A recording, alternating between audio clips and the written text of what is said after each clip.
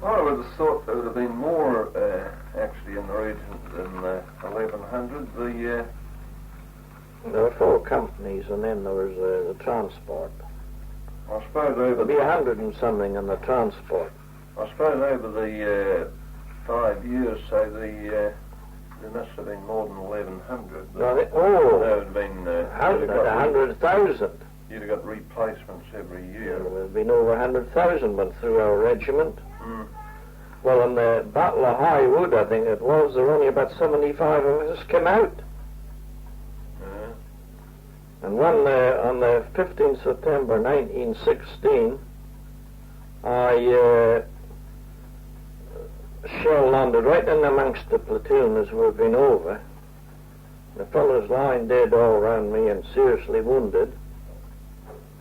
And I looked up over the side. I got in the shell hole, and I looked over the side, and I seen some of the company coming up to help us.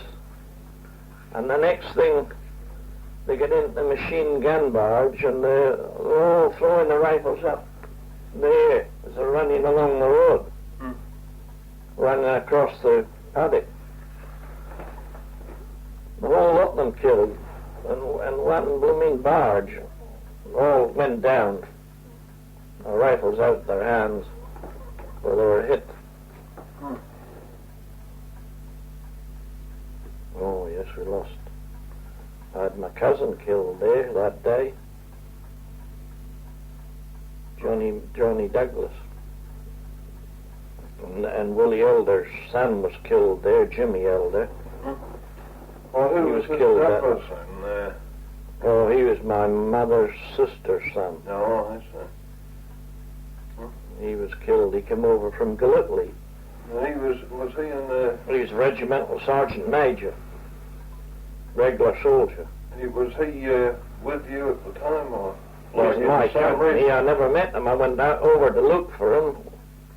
I happened to get a letter, and I went to look for him, and he was supposed to be in the front line, but when I got up to the front line trenches looking for him, I couldn't find him. They were all dead. Most of them was in the trench, wounded, and I asked 2 or 3 other men that had been out in Gallipoli if the new regimental sergeant major Douglas, I said, came up with reinforcements last night. And they said, oh yes, I think he's a long way. And I rang about from here over to Russell's Hotel along this trench, and it was battered to bits. There was nothing hardly left of it. They were dead everywhere. And he was never heard of again. So the only son she had too. He's a big fella too, about your build. He's a boxer too. He's a champion boxer of India for the regular army. I seen him fight, but I didn't know it was my cousin. But 2 days before the battle, he came up in these reinforcements, but I didn't know until I got the letter from my mother that this Douglas was missing, and your cousin Johnny Douglas. And I thought I would try and find him. He happened to be it must have been a different company to I was in. But he was attached to the Cameron. No, regiment. There were 4 companies in the regiment. Anyway, I never seen him. But I seen this fight down. The chap told me, he said he was fighting there with that fella. I seen the fight. I was sitting at the ring, just an open paddock. I make a ring for them. A big, fine-looking chap. And when I heard all about him, I heard that he was one of the reinforcements that came over from... I met another sergeant major that came from Inverness. I knew him well. He married a girl that I was very friendly with her brother. I was very, very friendly with the whole family, Fraser. And I asked him, I said, did you know, because we had dozens of sergeants and sergeant majors and that, but being a regular soldier, A fine lot of looking fellas, these regular fellas. It was in India. Mm. He was in India, the 2nd Cameroon Highlander. It was a regular battalion, and they went to Gallipoli and they got wiped out. Got a big lot, a tremendous lot of them were killed in Gallipoli. And then after, words are sent back to France. Mm. And he got killed. Killed in France. Battle of Flares. Flares? Flares. Yeah. That was the first time they used the tanks. Mm. First lot of tanks were used there that day. No. We went in with the first tank, running alongside it. Our platoon, number 1 platoon of A Company. Got hit, the tank got hit went about from here across to the other side of the paddock there. Mm. And it got hit and got bogged in the blooming mud. I think near all that was inside the tank were killed. That was about 1916. 15th of September 1916. Mm. First battle of the Somme. That was the start of the big battle. Oh, The Somme. I see. Yeah, I thought you had mentioned the Somme before about the tanks being... Yeah. Yeah. The New Zealand division come in. They were in a place called... they were in a place called Flares. Went into Flares, and went into Scottish Redoubt. We were a bit farther on. We went advanced farther than they did. Mm. We went right up into a hill called Scottish Redoubt. Mm. And we could look right down into Flares. We used to watch the New Zealand troops going down there to get water. A lot of them used to get killed. They go for their life running with the water bottles to get more water out of this well. Mm. Flares well. And a lot of them used to get killed there. We used to go to another well that wasn't very far away from where we were. Our fellows got killed too. Mm. Take about a dozen water bottles with you and fill them up. Mm. Took turnabout and running out to get the water. Mm. Used to have sandbags all around the well to try and protect. We got no protection. Mm. The Germans could see you coming round as soon as they'd see you. Would you get hit? Would it be sniper fire or... Oh, shell fire too, field gun fire. Mm. And machine gun fire. But everyone had to take turnabout. They'd say, well, it's your turn to go out and get the water. Mm. Mm. Usually got that early in the morning or last thing in the evening, but you couldn't find your way if you went in the dark. You had to get out when we just sort of... How would you fill the bottles? It was taps and all that, pipes coming up from the well. Oh, did it? Oh, yes, engineers put... Oh, I see. And they had sandbags round about as thick as this room, all around it. Mm. And they used to hit it every now and again. Mm. As soon as it was hit, the engineers would fix it up again. Well, I met different New Zealanders that knew that. I remember you're talking, I said, when I tell them, I'd say, well, I remember well at Flares when the New Zealanders used to run. Oh, well, yeah, we remember. Remember the Scots troops up on the side of the hill there. I suppose you can remember the dates of all the major campaigns. Yeah. I can't understand how people couldn't remember them. Right. You know, a lot of New Zealanders that say they were there, they weren't there at all. Mm. You know, I was on about. And then you ask them, where were you? And you could tell they didn't know the name of the places. If you were in a place where it was battered to bits, you'd soon remember about it, wouldn't you? Yeah, well, I was up there. We were up on the Somme battlefield for nearly 7 months. And you knew every square inch of the place. I could get up there in the dark and lead the company up. As a runner, I was company runner for a bit. And I knew every blooming danger spot in it. When we got the communication trenches, it was all, for miles and miles, there was nothing, riddled with trenches, going in all directions. Well, you got up and down a few times. You soon got to know your way, and I was fairly good at observation in those days. I could remember things very well. Now, if I get across here, I can't hardly find my way.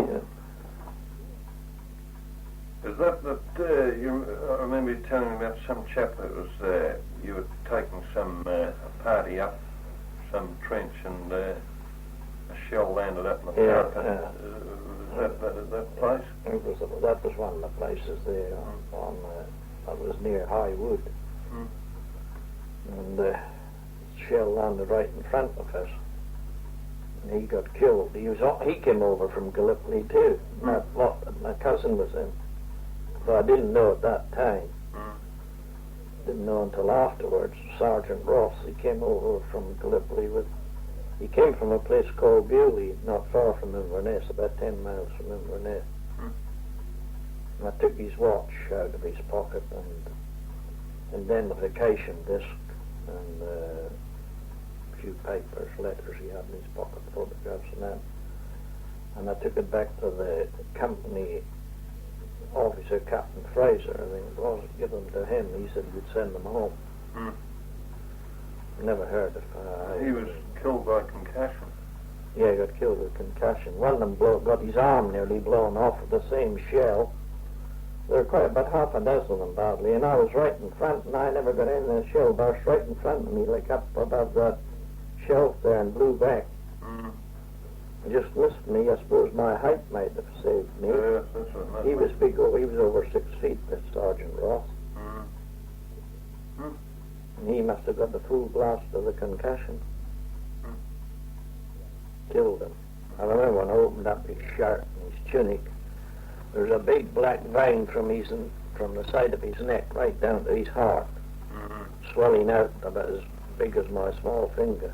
It was all turned black. It was a lucky day for me. When you also mentioned about a big shell landing in front of a dugout. Yeah, we were making machine gun emplacements. I was right in the top. We used to work. We were working with the engineers. We were sent down a party of us to help the engineers to make these big machines. They expect the Germans to make a big attack at that time. And there were a lot of making big machine gun emplacements in the reserve trenches. In the reserve trenches, and when we went down about 60 feet under the ground. The engineers and carpenters and that, they were building it was between steel old rails and all that. They were making it in woodwork. And then they had passages underneath. It was my turn to be in the top, so you went right down to where the engineers were digging the down below, making these places where you could sleep and that. When this shell came over, it made a noise like an express train, and I happened to be right in the very top. And there were one man about every yard, right down to the bottom. About a dozen or 20 of you working. And they passed the sandbag up full of clay. And then you had to run out and throw it in the nearest shell hole in the dark. Yes. So they couldn't see it, spread it out, just shake it in a shell hole or that. And this shell came over, and the nose cap couldn't have come off. It was very muddy at the time, heavy mud all around. It buried itself right in the top. And whoever was in charge shouted up, "Have a look and see where that shell went, Tom." And I went up and seen this blooming thing stuck right in the blooming top of the trench, or the place where we got out. I couldn't get over it. And I couldn't get my arms round it. And none of it touched it. We just left it there. We didn't even hardly feel it in case it went off. It was a big naval shell, 15 or 18-inch shell. That's weighed about a ton of it. Oh, yeah, more than that, maybe a ton and a half. were demolishing a lot of the buildings all around the place. A lot of the village, it was destroyed. Well, it must have really thumped the ground when it hit. Oh, the sound. It was just like an express train when it came in. The whole dugout shook. I thought, thank goodness, another one didn't come over, but well, I waited for about 2 or 3 minutes, and nothing happened, and then whoever was in charge shouted out, you better go and have a look at it and see how it is. So I crawled up the stairs up, and I looked near, it was stuck right in the entrance where we came in. It was right in the side of the mud. Well, how would you get on with something like that? You just leave it there? Oh, just leave it there, and then the engineers, or the fellows that was in charge would come round and pick the nose, if the nose cup, see they were right, make it safety. Blooming terrible job. If it went off, a good part of the men was working on it.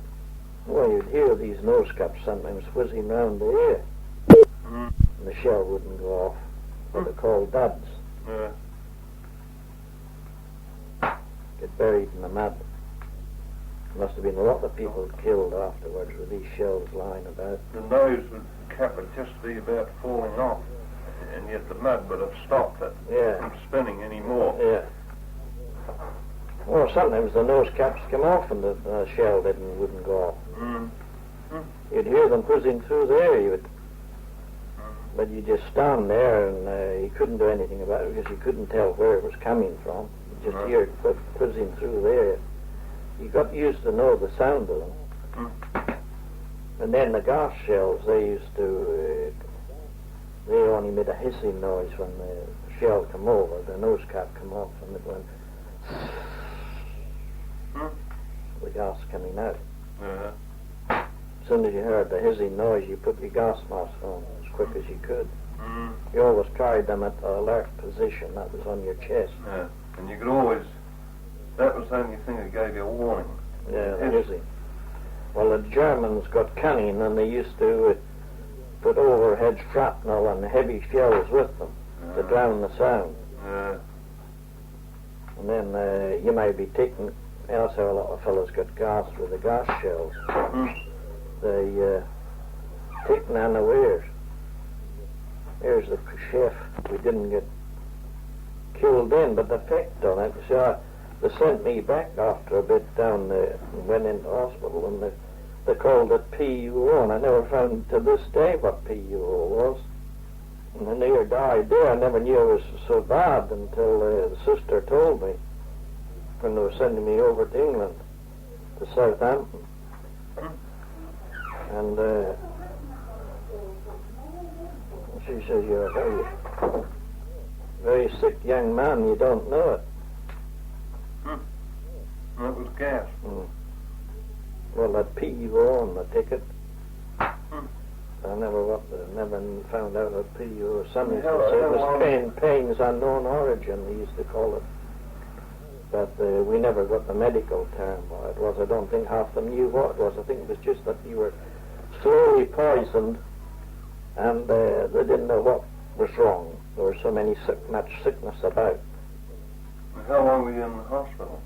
Oh, about 3 months. They sent me off over in the Red Cross ship called SS St. George. I was in the morgue ward for a long time. I never knew that until they put me in. They used to be dying all around me every day. Number 6 General Wrong.